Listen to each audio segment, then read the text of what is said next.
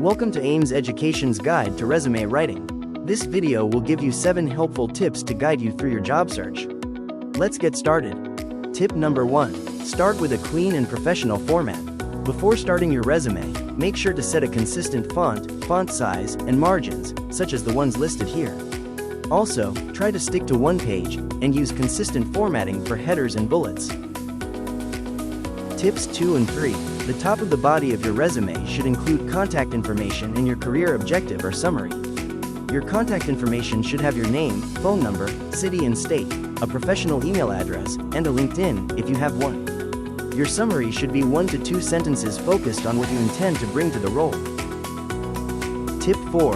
After your contact information and summary, list all relevant work and volunteer experience. This includes any kind of medical experience such as lab work and internships, or non-healthcare related jobs where you use skills that are relevant to the role you are applying to. Tips 5 and 6. The end of your resume should have a skills section with both technical and soft skills, such as the ones listed here. Also, be sure to tailor your resume to the job you are applying to, by using keywords from the job listing, and only listing skills that are relevant to the job. Lastly, be sure to proofread your resume. Check for spelling and grammar errors, and use resources like the Ames Career Center, your instructors, and friends to review it. Make sure you are looking at your resume through the lens of an employer. Thank you for watching Ames Education's Guide to Resume Writing.